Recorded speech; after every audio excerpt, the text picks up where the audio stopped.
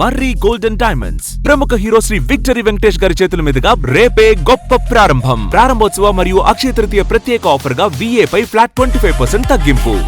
పెళ్లి వేడుక అంటే బాజా భజంత్రీలు, మేళతాళాలు, విందు వినోదాలు, బంధుమిత్రుల సందళ్లు ఉంటాయి. విజయనగరంలో ఓ వివాహ రిసెప్షన్ అందుకు భిన్నంగా జరిగింది. పెళ్లికి సామాజిక సేవను జోడించారు. రిసెప్షన్లో రక్తదాన శిబిరం నిర్వహించారు. విజయనగరానికి చెందిన దొంతల వెంకటేష్ దేవి వివాహ రిసెప్షన్ ఘనంగా జరిగింది. అందరిలాగే విందు వినోదాలు ఉన్నాయి. బంధుమిత్రుల సందళ్లు, సరదా ముచ్చట్లు వాటికి తోడయ్యాయి.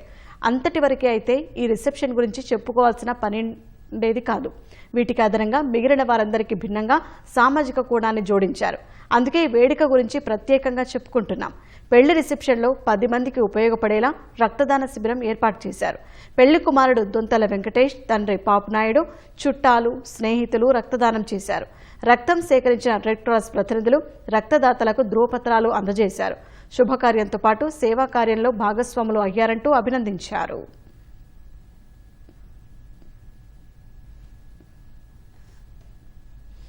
పెళ్లి కుమారుడి తండ్రి పాపునాయుడు కొన్నేళ్లుగా సామాజిక సేవా కార్యక్రమాల్లో పాల్గొంటున్నారు. గతంలోనూ కుటుంబంలో జరిగిన వివిధ వేడుకల్లో రక్త శిబిరాలు నిర్వహించారు. ఇప్పుడు కుమారుడి వివాహ రిసెప్షన్లోనూ ఆ ఒరవడి కొనసాగించారు.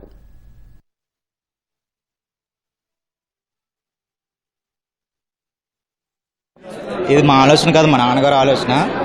ప్రతిసారి మా ఇంట్లో ఏ ప్రోగ్రామ్ అయినా కూడా, ఎటువంటి ఫంక్షన్ అయినా కూడా ఈ బ్లడ్ డొనేషన్ క్యాంప్ అనేది పెడతారు. నలుగురికి హెల్ప్ఫుల్గా ఉండాలని. దానికి మేము కొంచెం కోఆపరేట్ చేస్తాం. మిగతా వాళ్ళు ఇలా చేస్తే ఇంకో నలుగురికి వాళ్ళు కూడా హెల్ప్ఫుల్గా ఉంటారని కోరుకుంటాం. సిస్టర్ మ్యారేజ్కి కూడా చేశారు.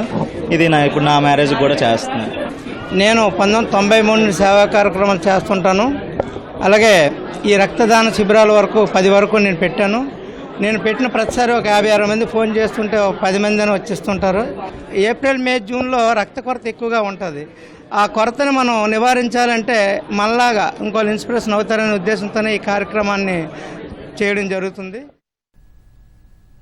దొంతల కుటుంబాన్ని మరికొందరు ఆదర్శంగా తీసుకుంటే సమాజానికి మేలు జరుగుతుందని రెడ్ క్రాస్ ప్రతినిధులు అన్నారు.